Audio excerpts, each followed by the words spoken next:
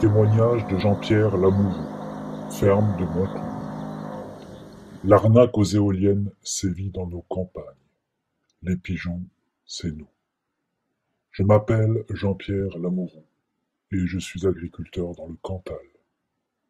Avant de rencontrer les promoteurs, je ne savais pas que l'implantation des éoliennes était organisée par des sociétés privées. Je ne savais pas non plus que ces promoteurs cherchaient des terrains à louer sur toute la France pour y implanter les aérogénérateurs. Louer des terrains le plus possible et surtout ne pas les posséder pour ne pas être responsable dans les années à venir. Voici mon histoire. Il y a quelques années, j'ai accepté de signer une promesse de bail avec la société privée B, qui cherche à installer des éoliennes un peu partout en France, en utilisant la crédulité des agriculteurs. Je précise que toutes les sociétés d'installation fonctionnent de la même façon. En apparence, le projet était intéressant pour moi, financièrement. On me promettait 8 000 € par aérogénérateur installé. Je n'ai donc pas trop regardé les petites lignes. Voilà comment ça s'est passé. La société B est venue me voir pour me faire signer une promesse de bail. À l'oral et devant témoins, ils m'ont dit à l'oral que cela signifie que si, après étude des terrains, ma parcelle était retenue, j'allais pouvoir toucher 8 000 € par éolienne chaque année pendant 30 ans. L'étude me donnait donc le temps de réfléchir, mais il fallait que je signe tout de suite. J'ai donc signé. Le promoteur avait l'air rassurant. Ensuite, je me suis aperçu que cette promesse était comme un piège qui se refermait sur ma famille. Voilà ce que j'ai découvert. Les 8 000 € promis par éolienne et pendant 30 ans, c'était uniquement si les aérogénérateurs tournaient 100% du temps. Or, c'est impossible, surtout chez nous. Le vent est rare, et il faut ajouter les jours de grand froid, quand les pales givrent, et les jours de vent trop fort, où elles sont également stoppées. Alors, dans une région comme le Cantal, grand froid, grand vent, ou pas de vent du tout, les arrêts sont fréquents. Mais ils se sont bien gardés de me le dire, et le montant n'était pas indiqué de façon claire et nette sur le bail. Il dépendait d'un savant calcul. En tout petit, il était écrit que le bail valait pour 30 ans, renouvelable. Or, l'espérance de vie d'une éolienne est de 15 ans, et en tant que propriétaire du terrain, je suis responsable de son démantèlement.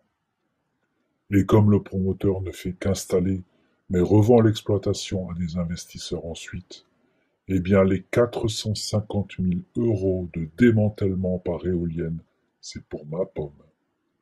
Ensuite, la société m'a affirmé à l'oral que j'avais le temps de réfléchir et de changer d'avis.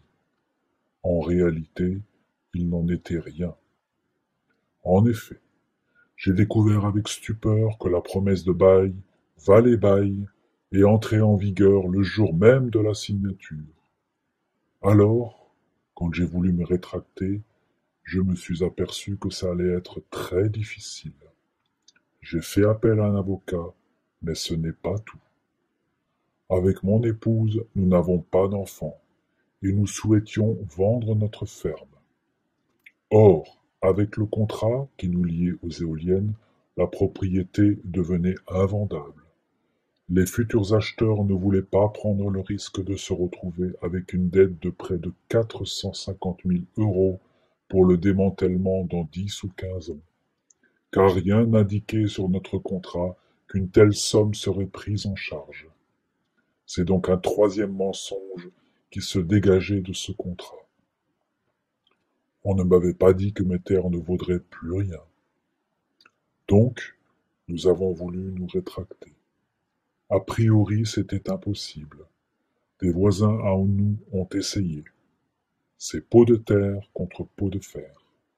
Mais comme le promoteur m'avait affirmé que la rétractation serait possible devant des témoins, il a été obligé de le faire, et nous remercions notre avocat pour son aide.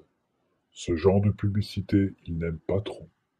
Ils savent manier la loi pour qu'elle soit toujours en leur faveur, dans la limite, juste ce qu'il faut. La suite est digne d'un film.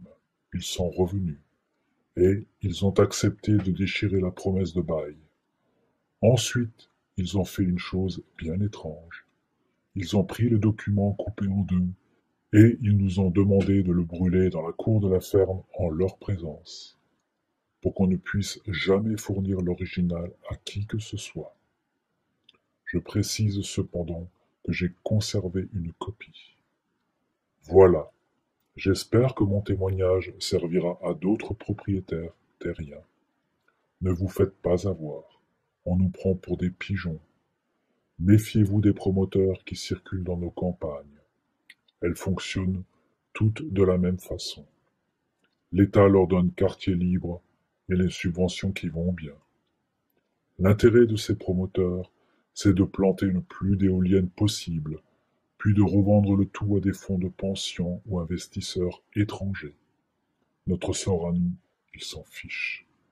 Merci de faire circuler. Les témoignages sont rares, car les avocats des promoteurs très puissants. Jean-Pierre Lamoureux, ferme de Monclos.